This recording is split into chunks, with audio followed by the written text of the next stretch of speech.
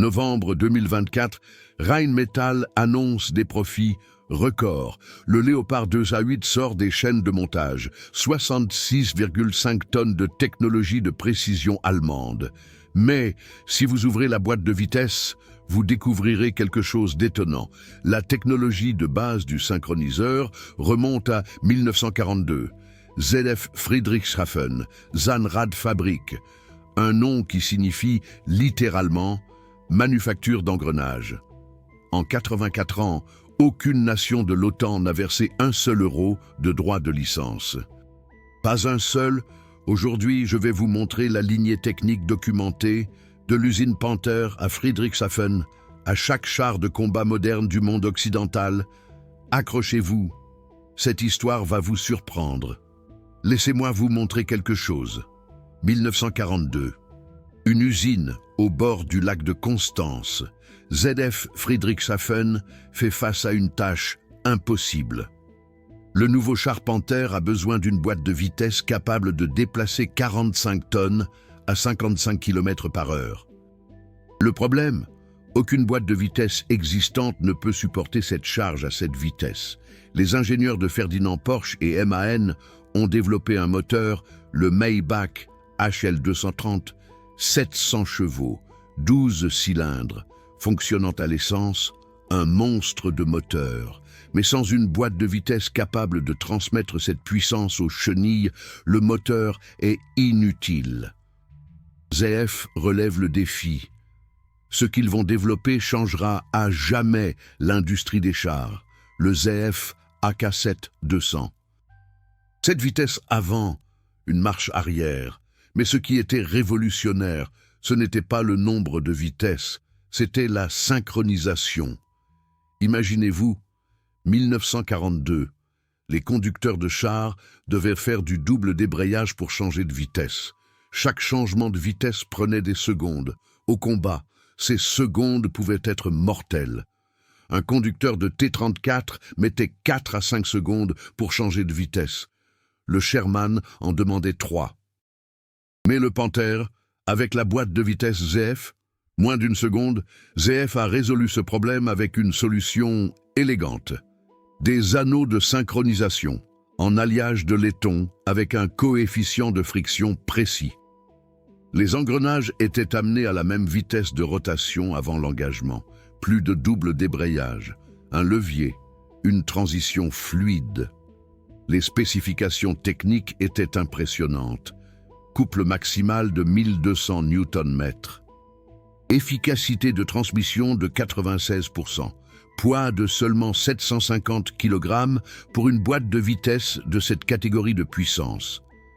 C'était du jamais vu en 1942. Pour comparaison, le M4 Sherman américain utilisait une boîte de vitesse 5 Romsch avec seulement 5 vitesses, couple maximal de 650 Nm, efficacité de 89%. La boîte de vitesse allemande avait techniquement une génération d'avance. Les soviétiques étaient dans une situation encore pire.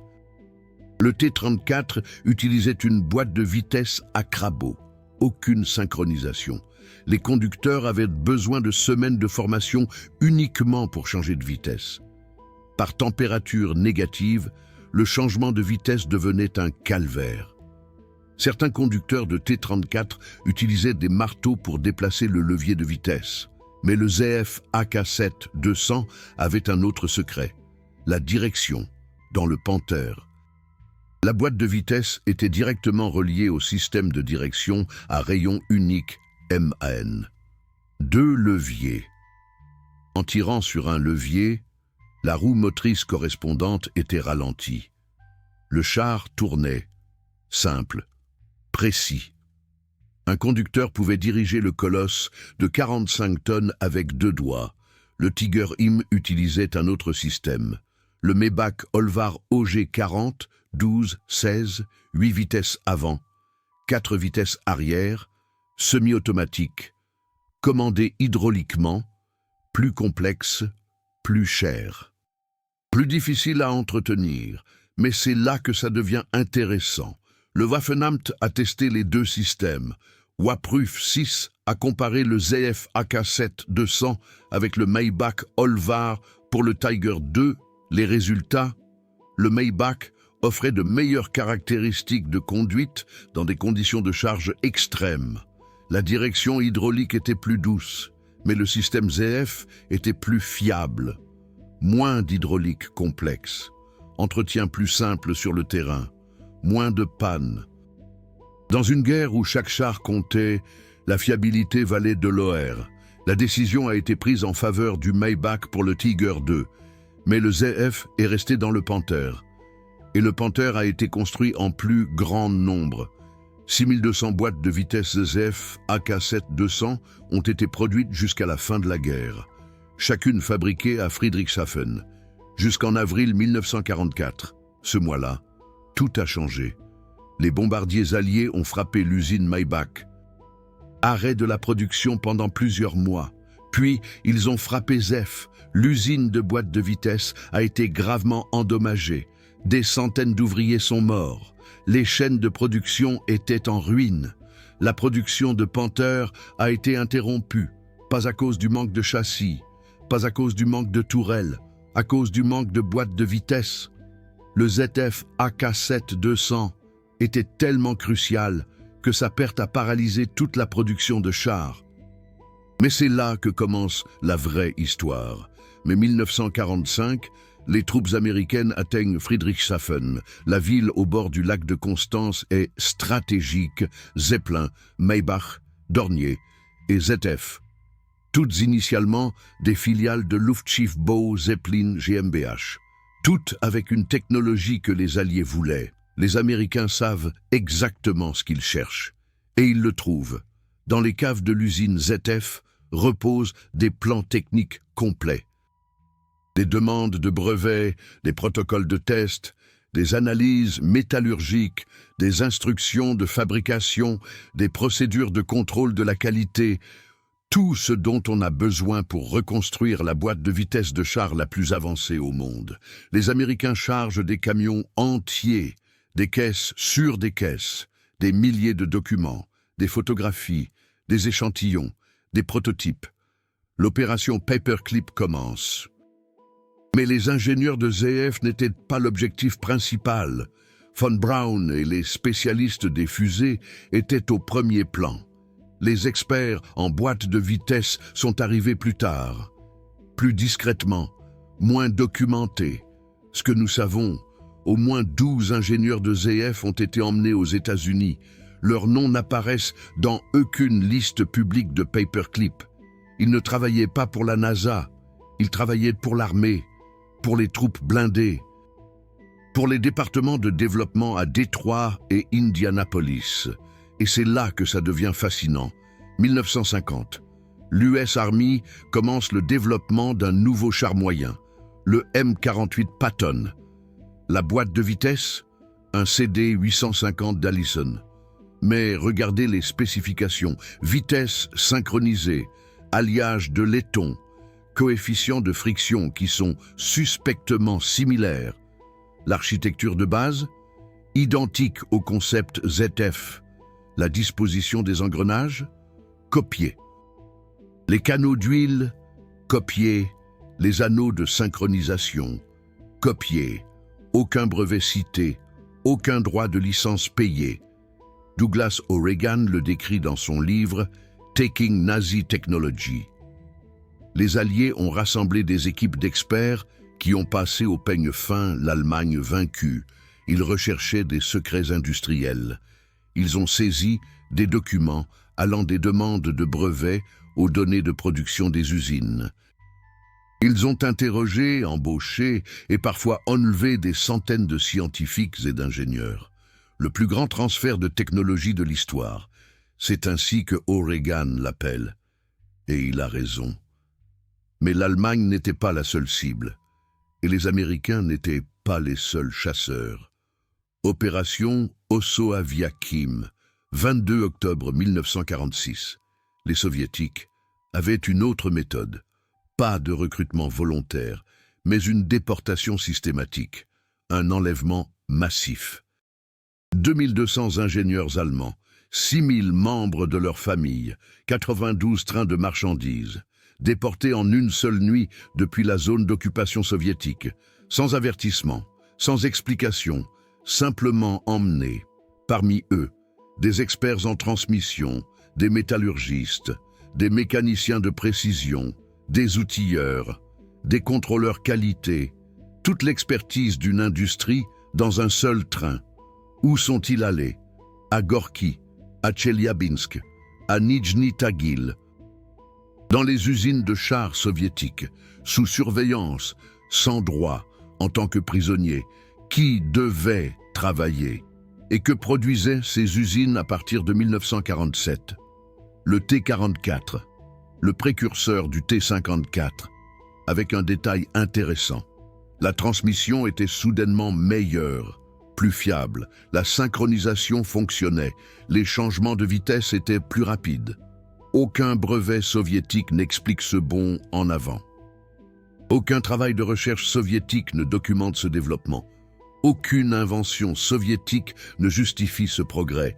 Mais, à Gorky, travaillaient des ingénieurs allemands, d'anciens employés de la manufacture d'engrenages, d'anciens experts de Maybach, et ils ont apporté leur savoir-faire. 1954, le T-54 entre en production de masse.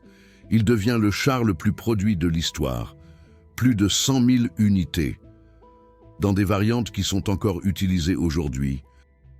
T-55, T-62, la ligne ne s'arrête qu'avec le T-72, et dans chacun d'eux se trouve un concept de transmission allemand, caché, non mentionné, mais présent.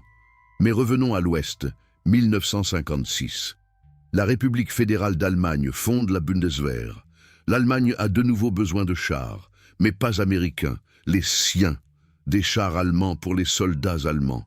La décision est prise rapidement. Le nouveau char allemand doit avoir ce qu'il y a de mieux au monde. Le meilleur moteur, le meilleur blindage et la meilleure transmission. Et qui construit les meilleures transmissions? La manufacture d'engrenages.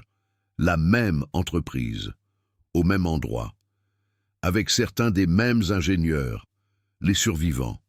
1965, le Léopard 1 sort de l'usine. Sa transmission, la ZF 4 HP 250, 4 vitesses avant, 2 vitesses arrière, entièrement synchronisées. L'évolution directe de la ZF AK7 200, les mêmes principes, la même philosophie, la même précision allemande. L'ironie est cruelle. L'Allemagne a dû racheter sa propre technologie, pas physiquement, mais conceptuellement. La manufacture d'engrenages avait survécu, mais les brevets, les résultats de recherche, les données d'essai, tout avait été confisqué en 1945. Ce que la manufacture d'engrenages a construit en 1965 était basé sur des concepts qui étaient déjà dans les chars américains et soviétiques. L'Allemagne avait perdu sa propre technologie et a dû la réinventer avec les mêmes personnes qui l'avaient inventée à l'origine. Et voici le tournant. 1970, le projet MBT-70, un char de combat germano-américain commun. L'idée était ambitieuse. La réalité était le chaos. Trop de têtes, trop d'idées, trop de compromis. Le projet a échoué. Mais un résultat est resté. La transmission Renk HSWL 354, développée pour le MBT-70, utilisée dans le Léopard 2, Renk. Encore une entreprise allemande, encore une filiale de l'empire de la manufacture d'engrenages, et sa transmission, c'est le développement direct de la philosophie de la manufacture d'engrenages. Les mêmes ingénieurs, les mêmes principes, seulement plus modernes. Regardez les spécifications. Vitesse entièrement synchronisée, convertisseur de couple hydrodynamique, système de direction intégré, commande électronique. L'architecture de base, inventée en 1942 à Friedrichshafen, seulement perfectionnée.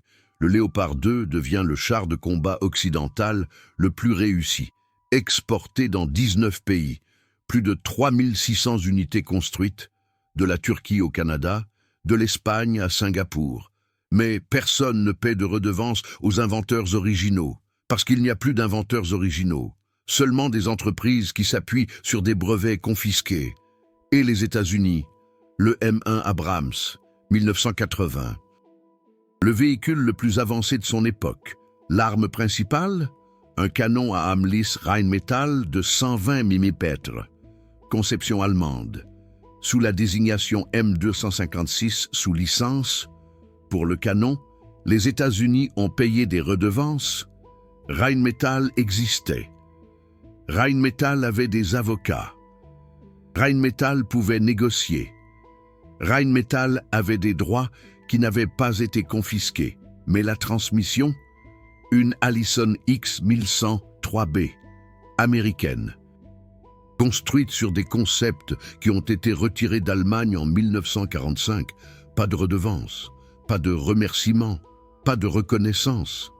Et c'est là que ça devient philosophique. Quelle est la valeur de la propriété intellectuelle quand les propriétaires disparaissent? Quand les brevets sont confisqués? Quand les ingénieurs sont déportés? Quand les entreprises sont détruites? La réponse? Rien. Elle ne vaut rien. Elle n'existe plus. Pour les vainqueurs de la Seconde Guerre mondiale, la propriété intellectuelle allemande était un butin de guerre. Des réparations intellectuelles, c'est ainsi qu'on l'appelait officiellement, comme si la connaissance était une ressource qu'on pouvait simplement prendre. Douglas O'Regan le documente précisément. Le transfert de technologie comprenait presque tous les domaines de la technologie industrielle et de la science académique dans l'Allemagne occupée. De la chimie à la physique, du génie mécanique à l'électronique, de la médecine à la métallurgie. C'était probablement le plus grand transfert de technologie de l'histoire. Mais qu'ont payé les Alliés pour cela? Rien, zéro, nada. 84 ans plus tard, rien n'a changé. Chaque Léopard 2A8 qui sort aujourd'hui de l'usine porte des concepts de transmission allemands de 1942. La Renk HSWL 354 est la descendante directe de la ZF AK7 200. Chaque M1 Abrams utilise des principes de synchronisation que les ingénieurs allemands ont perfectionnés avant la guerre. Chaque T-90M de l'armée russe est basé sur des concepts de transmission que des Allemands déportés ont apportés dans les usines soviétiques après 1946, 350 000 chars dans le monde. Au moins, tous avec un ADN génétique de Friedrichshafen. Et qu'a reçu l'Allemagne pour cela? Laissez-moi vous montrer les chiffres. 1945 à 1950. Confisqués. Réparations intellectuelles. Valeur, selon les estimations américaines de l'époque, 10 milliards de dollars, en monnaie d'aujourd'hui. Plus de 150 milliards d'euros. Quelle part de cela est allée à la manufacture d'engrenages? Rien.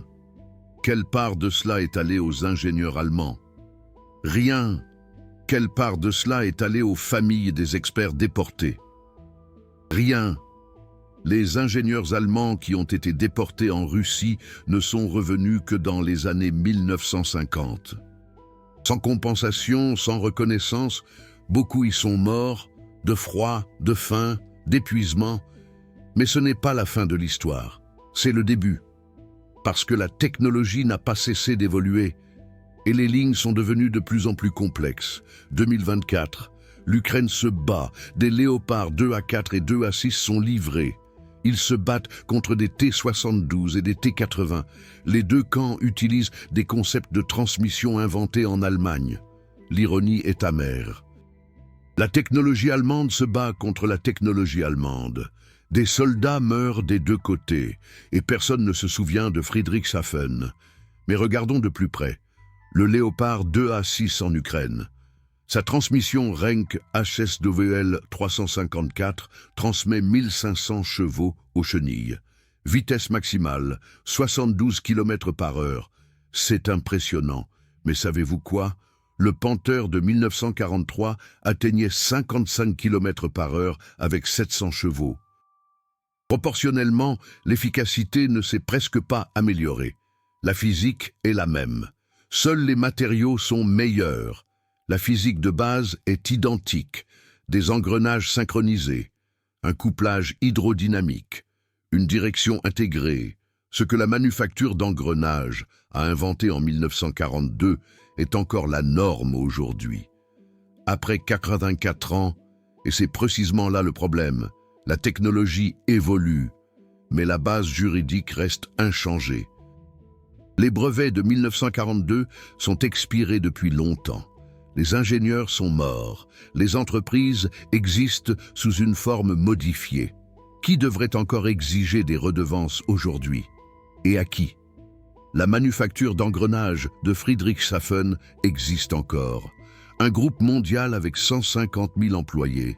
Ils construisent des transmissions pour BMW, Mercedes, Porsche, mais plus pour les chars. Renk a repris ce marché, également allemand. Également avec des racines dans la période de guerre. Et les deux entreprises, elles ont accepté le passé. Ce qui s'est passé en 1945 s'est passé. Mais devrions-nous aussi l'accepter? La question n'est pas seulement historique, elle est actuelle. 2023. La Turquie veut construire son propre char de combat. L'Altei, il négocie avec la Corée du Sud un transfert de technologie. Les Coréens veulent de l'argent, beaucoup d'argent, des centaines de millions de dollars. Pourquoi? Parce qu'ils veulent protéger leur technologie, parce qu'ils savent ce que vaut la propriété intellectuelle. Parce qu'ils ont appris. Les Allemands le savaient aussi en 1942, mais ils n'avaient pas le choix. Ils ont perdu la guerre, et avec elle tout, et voici la prise de conscience centrale. La guerre ne détruit pas seulement des hommes, elle détruit la propriété intellectuelle, elle détruit les droits, elle détruit des générations de recherche et développement. Elle détruit le savoir. Ce que la manufacture d'engrenages a mis 20 ans à construire a été confisqué en un seul mois. Ce que des ingénieurs allemands ont perfectionné toute leur vie a été déporté vers l'Est dans 92 trains de marchandises. Et le monde en profite jusqu'à aujourd'hui. Mais laissez-moi vous montrer encore quelque chose. La ligne technique n'est pas seulement allemande. Elle est mondiale. 1942. La manufacture d'engrenages développe des bagues de synchronisation en alliage de laiton. C'est le début, 1945. Les équipes américaines confisquent tous les documents. 1948. Les ingénieurs soviétiques commencent à analyser les transmissions allemandes. 1955. General Motors adopte le concept pour l'Allison CD 850. 1960. Le bureau d'études Morozov à Kharkov développe la transmission du T-62 basée sur des concepts allemands. 1965. La manufacture d'engrenages construit le 4HP250 pour le Léopard 1, basé sur ses propres anciens brevets. 1970. Renk développe le HSWL 354 pour le projet MBT-70. 1980. Le M1 Abrams utilise l'Allison X1100 3B, développement américain de concept allemand. 1990. Le T-72B de l'Union soviétique est modernisé avec des concepts de transmission que des Allemands déportés ont développés. 2000. Le Léopard 2A5 reçoit une électronique améliorée. La transmission de base reste. 2010. Le M1A2 SEP V2 conserve le même concept de transmission, seul le logiciel change. 2024. Le Léopard 2A8 et le M1A2 SEP V4 utilisent tous deux une technologie qui remonte directement à 1942. La ligne est ininterrompue. 82 ans. De Friedrichshafen dans chaque coin du monde. Et personne n'a jamais payé. Si vous appréciez ces vérités techniques et souhaitez soutenir mes recherches, alors utilisez la fonction Super Thanks sous cette vidéo. Chaque contribution m'aide à continuer à documenter ces histoires oubliées. Mais revenons à la question, quelle était la valeur de la propriété intellectuelle allemande? La réponse dépend de qui vous demandez. Pour les Américains, c'était du butin de guerre, légitimement confisqué. Ils avaient gagné, tout leur appartenait. Pour les Soviétiques, c'était une réparation, légitimement déportée. L'Allemagne avait tué des millions de citoyens soviétiques. C'était juste. Pour les Allemands, c'était une perte, irrémédiablement prise, sans espoir de restitution. Mais pour le monde, Pour les 350 000 chars qui roulent aujourd'hui, c'était la pierre angulaire. L'ADN, le code génétique de l'industrie moderne des chars. Sans la manufacture d'engrenages, pas de Léopard. Sans ingénieurs allemands, pas de T-54. Sans brevets confisqués, pas de M1 Abrams. L'histoire des transmissions de chars est une histoire de transfert de technologie. Mais c'est aussi une histoire de perte, de vol, d'exploitation. L'Allemagne n'a pas seulement perdu la guerre, elle a perdu son identité technologique, du moins pour une génération. Ce que la manufacture d'engrenages construit aujourd'hui repose sur des concepts que la manufacture d'engrenages elle-même ne possède plus. Les brevets sont dans le domaine public. La recherche est publique. Les secrets ne sont plus des secrets. Mais la question morale demeure. L'Allemagne aurait-elle dû être payée? Les ingénieurs auraient-ils dû être indemnisés? Les familles des déportés auraient-elles dû recevoir des réparations? L'histoire dit non. Les vainqueurs écrivent les règles. Les perdants acceptent. Mais la technique dit oui. Chaque transmission qui fonctionne aujourd'hui dans un char de l'OTAN est un témoignage silencieux du génie allemand. Une preuve muette de ce qui a été pris. Et cela nous amène à un autre aspect. Un de ceux qui sont rarement discutés, la science des matériaux. Le ZF AK-7-200 n'était pas seulement une merveille mécanique, c'était aussi une merveille métallurgique. Les Allemands avaient développé des alliages que personne d'autre ne pouvait fabriquer. Les bagues de synchronisation, en un alliage de laiton spécial, 62% de cuivre, 35% de zinc, 3% d'aluminium. Cette composition donnait un coefficient de frottement de exactement 0,12, parfait pour la synchronisation. Les Américains ont mis des années à imiter cet alliage. Leur première tentative avait un coefficient de frottement de 0,08, trop bas. Les vitesses patinaient. Les Soviétiques avaient des problèmes encore plus graves. Leur métallurgie n'était pas à ce niveau. Le T-34 avait donc une boîte de vitesse à crabot. Pas parce que les Soviétiques le voulaient, mais parce qu'ils ne pouvaient pas fabriquer de meilleurs alliages. Ce n'est qu'avec des experts allemands à Gorki que cela a changé. Les métallurgistes de la manufacture d'engrenages ont apporté leurs formules, leurs secrets, leurs alliages. À partir de 1948, l'Union soviétique a pu fabriquer des bagues de synchronisation. Le T-44 a reçu une meilleure transmission, le T-54 une encore meilleure. La lignée génétique est indiscutable, mais cela va encore plus loin.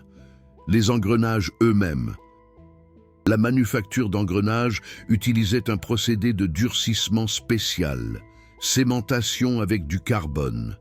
La surface devenait dure, le noyau restait tenace.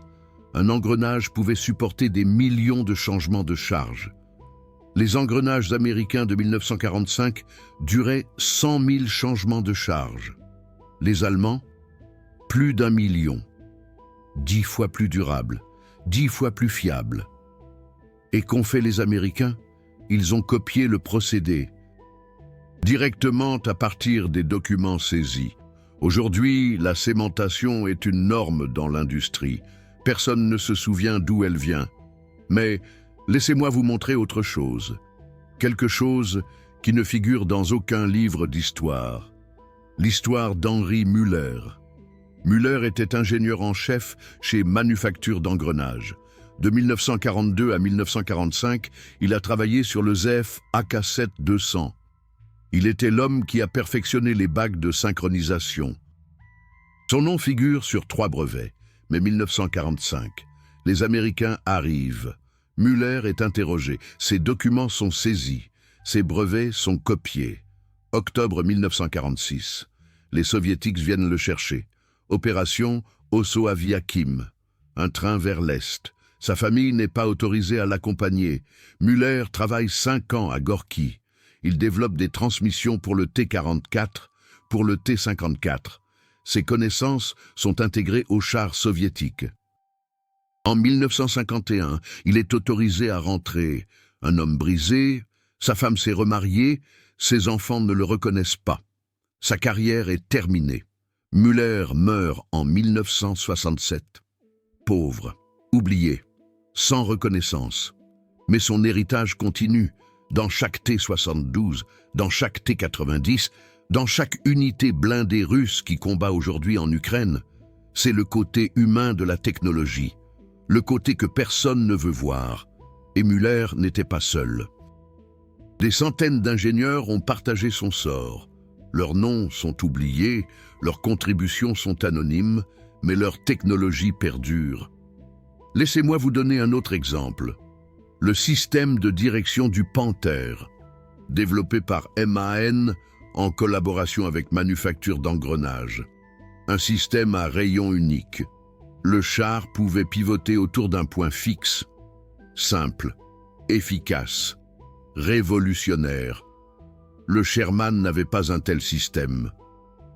Il avait besoin de plus de place pour tourner. Dans les rues étroites, c'était un problème. Dans les villes, un arrêt de mort. Après la guerre, tous les chars de l'OTAN ont adopté le concept de direction allemand, le M48 Patton, le M60, le Léopard 1 et 2, le M1 Abrams, tous avec une direction à rayon unique, tous basés sur des brevets allemands. Et les soviétiques, le T-54 avait également un système à rayon unique, développé à Gorky, avec des ingénieurs allemands.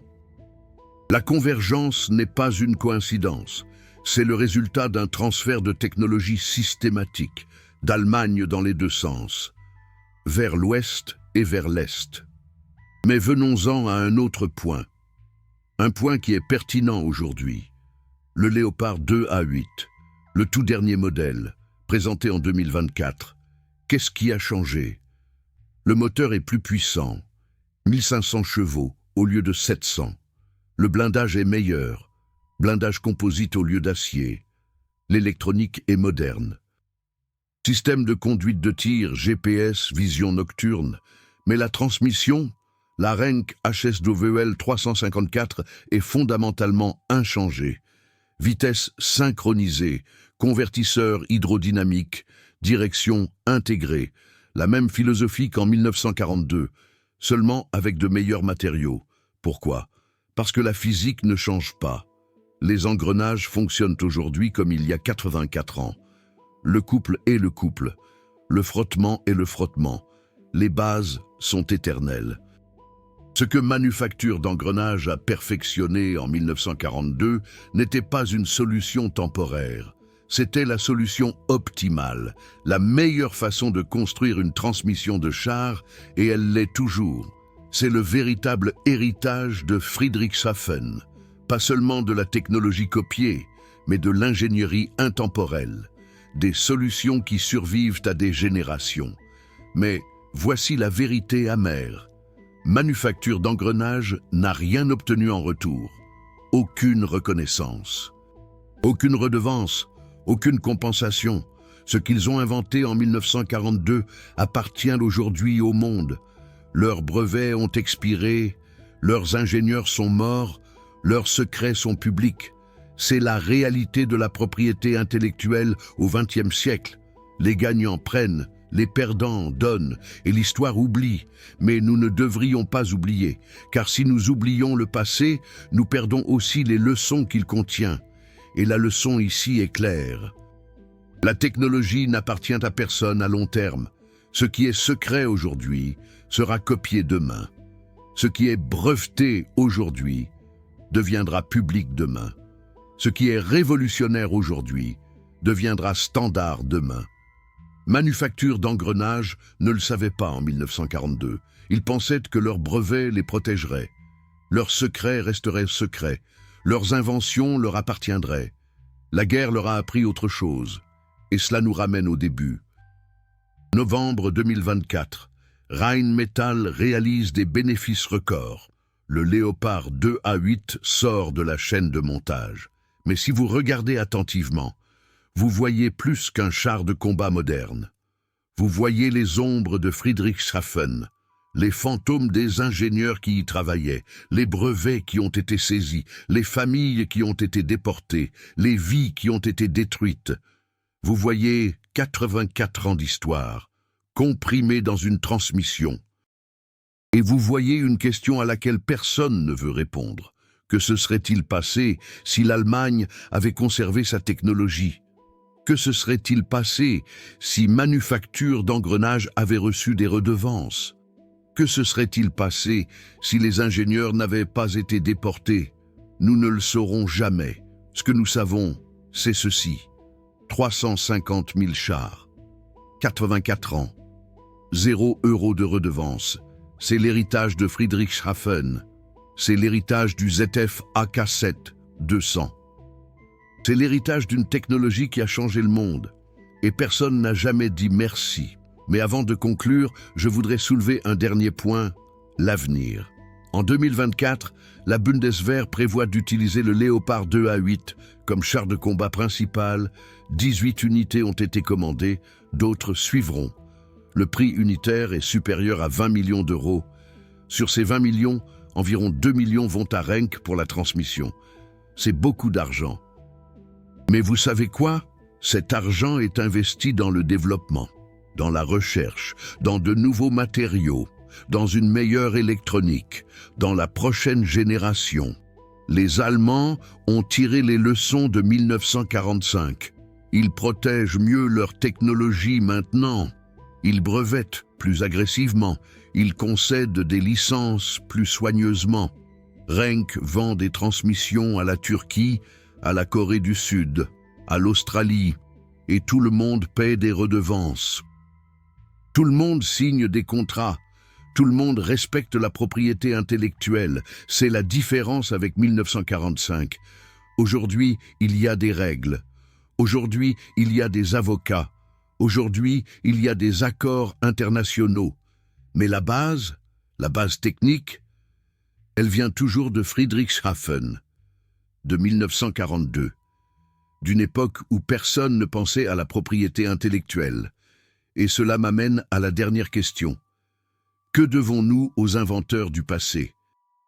Que devons-nous aux personnes qui ont créé la technologie que nous utilisons aujourd'hui? Que devons-nous à ceux qui n'ont jamais été payés? Je n'ai pas de réponse, mais je crois que nous devrions nous poser la question, car si nous ne la posons pas, nous oublions. Et si nous oublions, l'histoire se répète. Le ZF AK-7-200 est plus qu'une transmission. C'est un avertissement, un rappel, un symbole de ce que la technologie représente vraiment. Des hommes inventent, des États veulent, des entreprises profitent, et l'histoire oublie. Mais nous ne devrions pas oublier. Dites-moi ce que vous en pensez dans les commentaires. Connaissiez-vous ce lien? Saviez-vous que des concepts allemands de transmission se retrouvent dans chaque char d'assaut moderne? Selon vous, s'agit-il d'un vol de technologie ou d'un butin de guerre légitime? Vos avis m'intéressent grandement. Et si vous souhaitez découvrir davantage d'histoires de technologies oubliées, alors abonnez-vous à cette chaîne. Chaque jour, de nouveaux documentaires sur l'ingénierie allemande et son influence sur le monde moderne. À la prochaine fois et n'oubliez pas de partager cette vidéo.